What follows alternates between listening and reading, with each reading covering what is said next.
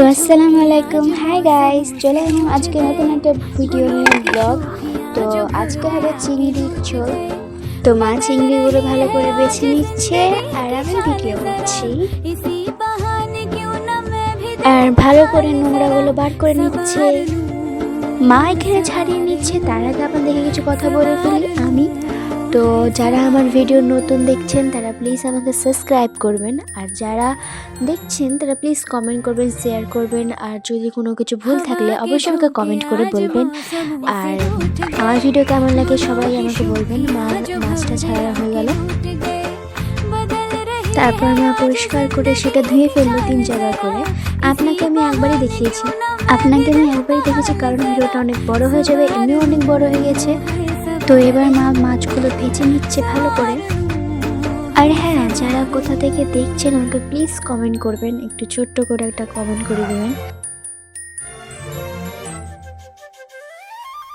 এবার মা মাছগুলো ভালো করে উল্টে পাল্টে নিয়ে নিচ্ছে।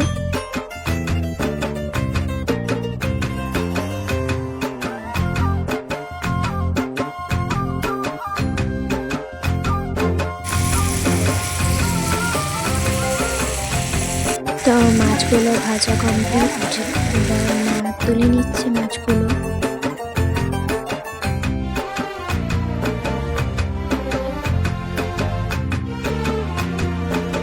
এবার পেঁয়াজ ভাজছে মা। ফার্স্টে চলে আসলো রসুন বাটা,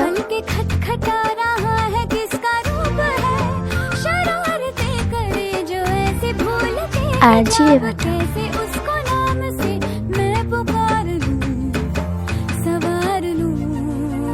হালকা একটু শুকনো মরিচ বাটা,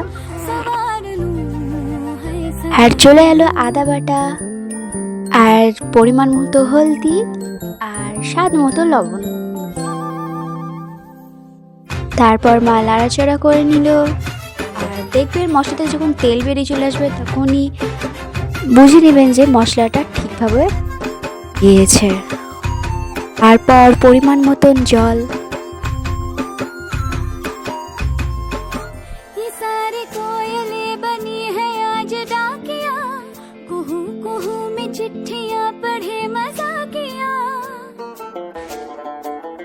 তারপর জলটা ভালোভাবে ফুটে এসলো। তারপর মা একটা একটা করে মাছ দিয়ে দিল।